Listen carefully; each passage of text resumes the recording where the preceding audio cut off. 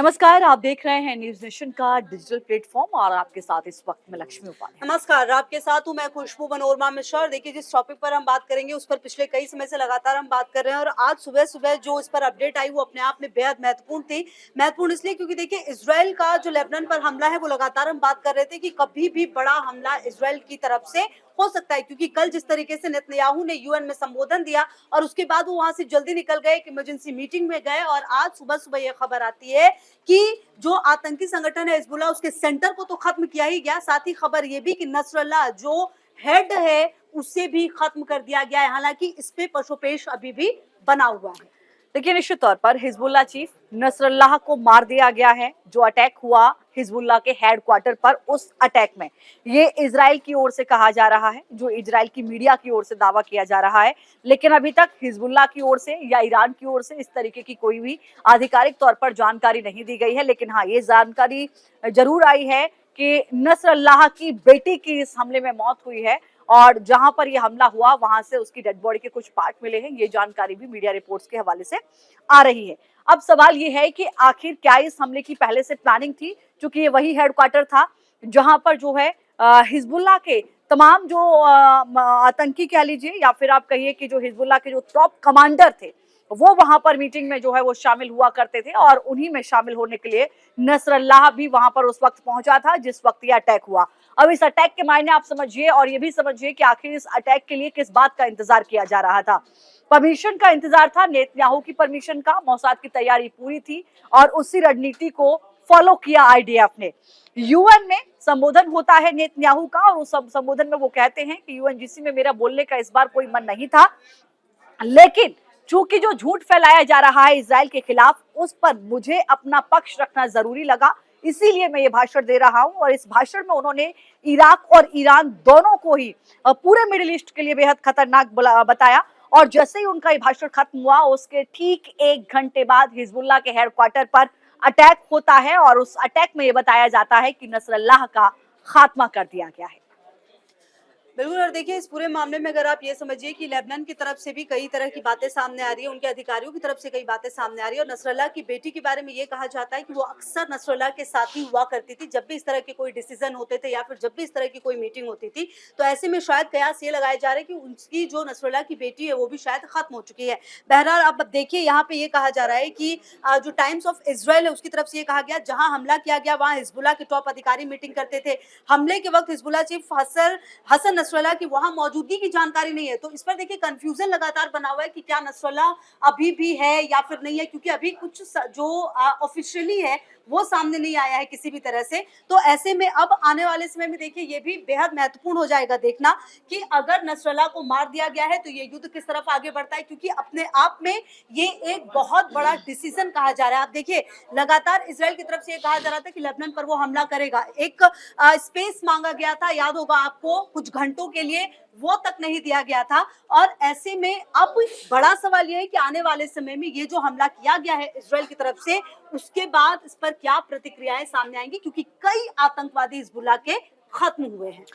निश्चित तौर पर देखिए, और इसमें बड़ी अपडेट ये है कि ईरान ने इमरजेंसी मीटिंग बुलाई है। खामेनेई की ओर से इस पूरे हमले के बाद इमरजेंसी मीटिंग बुलाई गई और जाहिर है कि ईरान का कितना बड़ा हाथ, चाहे वो हमास का अटैक रहा हो इजराइल पर, चाहे वो हिजबुल्लाह को सपोर्ट करना रहा हो, चाहे हूती विद्रोहियों का समर्थन रहा हो, उनको इकोनॉमिकली मदद करना, चाहे डिफेंस सिस्टम देना, ये तमाम चीजें हैं जो ईरान की ओर से लगातार तमाम चाहे हिजबुल्लाह आतंकी संगठन, हमास और हूती विद्रोहियों को दी जाती रही हैं। तो खलबली ईरान में भी है। अब आप समझिए कि 17 तारीख को वो पहला पेजर ब्लास्ट था जो कि हुआ लेबनान में और हिजबुल्लाह के जुड़े कई आतंकी उसमें जो है मारे गए। 18 तारीख का वो दिन था, 18 सितंबर का, जिस दिन फिर से वॉकी टॉकी ब्लास्ट होता है, पेजर ब्लास्ट होता है। और 17 से लेकर 27 अगर आप सितंबर तक देखते हैं, यानी कि इस 10 दिन के अंदर आप देखते हैं तो टॉप कमांडर की मौत हो जाना, नसरल्लाह जो कि चीफ है उसकी मौत हो जाना, उसको ढेर कर देना, ये अपने आप में एक बड़ी उपलब्धि इजराइल अपने तौर पर देखेगा अगर ये सच है तो। ये मैं इसलिए कह रही हूँ क्योंकि अभी सस्पेंस बरकरार है, क्योंकि वो जिस वक्त वहां हेडक्वार्टर पर हमला हुआ वहां नसरल्लाह मौजूद था या नहीं, इसको लेकर अभी आधिकारिक तौर पर जानकारी कहीं से सामने नहीं आई है। लेकिन ये भी आपको समझना होगा कि इस हमले के इतने घंटे बाद भी हिजबुल्लाह की ओर से नसरल्लाह को लेकर कोई बयान अभी तक जारी नहीं किया गया। ना तो ये कहा गया कि नसरल्लाह सुरक्षित है, ना ये कहा गया कि नसरल्लाह की मौत हो गई है। तो इसलिए भी सस्पेंस है, जैसे ही आधिकारिक तौर पर सामने आएगा उसके बाद क्या अगला कदम हिजबुल्लाह का होगा ये देखना होगा। ईरान क्या अभी भी चुप बैठेगा? क्योंकि देखिए इस्माइल हानिया की मौत के बाद ये कहा जा रहा था कि ईरान कोई बड़ा कदम उठा सकता है इजराइल के खिलाफ, लेकिन इस्माइल हानिया की मौत के बाद भी ईरान का कोई भी बड़ा कदम नहीं देखने को मिला, सिर्फ बब धमकी देखने को मिली जिसका कोई असर इजराइल पर नहीं हुआ। हिजबुल्लाह चीफ की मौत के बाद भी क्या ईरान चुप बैठेगा या ईरान की कोई आगे की रणनीति होगी? क्योंकि ईरान का जो परसेप्शन है बाकी जो आतंकी संगठन है या जिस तरीके से कमांडर्स हैं उनके बीच क्या परसेप्शन जाएगा ये भी देखना होगा। साफ तौर पर यूएन में जो अपना संबोधन दे रहे थे नेतन्याहू, तो उन्होंने इराक और ईरान दोनों को ही अभिशाप बताया है पूरे मिडिल ईस्ट के लिए। इसके मायने अपने आप में बेहद महत्वपूर्ण हो जाते हैं। आगे क्या ईरान के लिए इजराइल कोई बड़ा कदम उठाएगा, इस पर भी रहेगी नजर, क्योंकि ईरान की ओर से जो मीटिंग बुलाई गई है उसमें किस तरीके की आगे तैयारी होगी, किस तरीके से प्लान करना है, कैसे क्या इजराइल पर अटैक करना है, इसको लेकर भी इस मीटिंग में तमाम चीजें जो खबरें सामने आ रही हैं सूत्रों के हवाले से वो तय हुई है। लेकिन अब अगला टारगेट इजराइल का कौन होगा, इस पर सबकी निगाहें होंगी। बिल्कुल। और इस बैठक जो हुई है खamenei की, देखिए एक तरफ उनकी बैठक हुई है और दूसरी तरफ आप ये समझिए कि ईरानी राष्ट्रपति जो है मसूद पज़ेश्कियान, उन्होंने भी इजरायली हमले की निंदा की है और इसे वॉर क्राइम बताया है। तो आप समझ सकते हैं कि जो ईरान है वो किस तरफ आगे बढ़ रहा है। दूसरी तरफ खamenei के जो सलाहकार हैं अली लारिजानी ने कहा है इजराइल हद पार कर रहा है, लोगों की हत्या से समाधान नहीं निकलेगा, लोग उनको दूसरी तरफ जाने के लिए भी वो कहा जा रहा है उनकी तरफ से। और साथ ही उन्होंने कहा कि इजराइल आतंक का सामना करने के लिए जो लोग हैं वो और मजबूती से खड़े होंगे। आप देखिए अगर नेतन्याहू की आप बात करें तो ऐसा नहीं कि सब लोग नेतन्याहू का समर्थन करते हैं। कई बार इजराइल से उस तरह की तस्वीरें सामने आई है जहां पर नेतन्याहू के विरोध की भी तस्वीरें सामने आई है, अलग अलग देशों से सामने आई है। और वैसे में जब उसने ये बड़ा हमला किया है तो देखना बेहद महत्वपूर्ण है कि किस तरह की प्रतिक्रिया सामने आएगी। इसी के साथ आप देखिए जो इजरायली सेना का राजधानी बेरूत समेत कई इलाकों पर मिसाइल हमला अभी भी जारी है। मतलब ऐसा नहीं है कि एक हमला हुआ और वो हमला खत्म हो गया, वो हमले अभी भी जारी हैं। इजराइल ने बेरूत के दहिसास शहर में रहने वाले लोगों को तुरंत इलाका खाली करने को कहा है। मतलब ये कि वहां पर कई आतंकवादी अभी भी छुपे हुए हो सकते हैं और उन्हें खत्म करने की बात जो है वो इजराइल की तरफ से सामने आ रही है। इजरायली सेना का कहना है कि इन जगहों का इस्तेमाल हिजबुल्लाह इजराइल पर हमले के लिए कर रहा है। और देखिए नेतन्याहू ने बिल्कुल क्लियर कर दिया था कि इजराइल पर जो भी हमला करेगा, चाहे वो किसी भी संगठन से जुड़े हुए आतंकवादी हो, उन्हें इजराइल खत्म करेगा।